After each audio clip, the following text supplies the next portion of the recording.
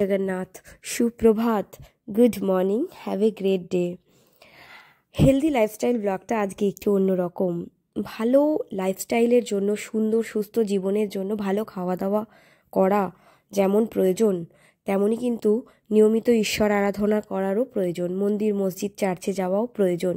কারণ যখন আমরা ঈশ্বরের আরাধনা করব, আমাদের মনে একটা পরম শান্তি আসবে, আর সেই শান্তি দিয়েই কিন্তু জীবন সুন্দর হয়। তো welcome to my healthy lifestyle blog. আর আজকের ব্লগে আমি তোমাদেরকে নিয়ে যাব মাহেশের, শ্রীরামপুরের মাহেশের জগন্নাথ মন্দিরে। এই শ্রীরামপুরের মাহেশের জগন্নাথ মন্দির ও রথযাত্রা উৎসবের পিছনে কিন্তু একটি কিংবদন্তি আছে, সেটাই তোমাদের সাথে শেয়ার করব। চতুর্দশ শতকে ধ্রুবানন্দ ব্রহ্মচারী নামে এক বাঙালি সাধু পুরীতে তীর্থ করতে গিয়েছিলেন।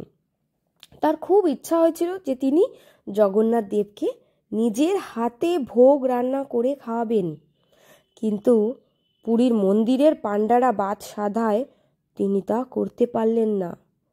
তখন দুঃখিত হয়ে তিনি আমরণ অনশনে বসলেন। 3 দিন পর জগন্নাথ দেব তাকে দেখা দিয়ে বললেন, ধ্রুবানন্দ, বঙ্গদেশে ফিরে যাও। সেখানে ভাগীরথী নদীর তীরে মাহেশ নামে একটি গ্রাম আছে, সেখানে যাও। আমি সেখানে একটি বিরাট নিম গাছের কাণ্ড পাঠিয়ে দেব। সেই কাঠে বলরাম, সুভদ্রা আর আমার মূর্তি গড়ে পূজা করো। আমি তোমার হাতের ভোগ খাওয়ার জন্য উদগ্রীব। এই স্বপ্ন দেখে ধ্রুবানন্দ মাহেশে এসে সাধনা শুরু করলেন।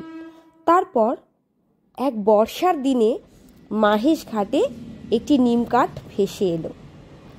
তিনি জল থেকে সেই কাঠ তুলে 3 দেবতার মূর্তি বানিয়ে মন্দির প্রতিষ্ঠা করলেন।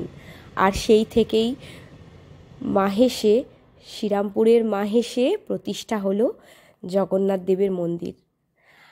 তো এই যে কিংবদন্তি, এই কিংবদন্তিটা পড়ে এটাই বোঝা যায় যে মন থেকে যদি আমরা কিছু চাই, সেটা ঈশ্বরকেই মন থেকে চেয়ে পাওয়া যায়। সেখানে আমরা যখন মন থেকে সাধারণ কিছু চাইবো, নিশ্চয়ই পাবো। তো তার জন্য আমাদের সেই চাওয়াটার মধ্যে সততা থাকতে হবে, অনেস্টি থাকতে হবে। যদি আমাদের মধ্যে সততা থাকে, যদি আমরা যা চাই মন থেকে চাই, তবে আমরা নিশ্চয়ই পাবো। তবে সেই চাওয়ার মধ্যে দম থাকতে হবে। উনি জগন্নাথ দেবকে ভোগ রান্না করে খাওয়াতে চেয়েছিলেন, খাওয়াতে পারেননি বলে অনশনে বসলেন। জগন্নাথ দেব দেখলেন যে ঠাকুর দেখলেন যে আমাকে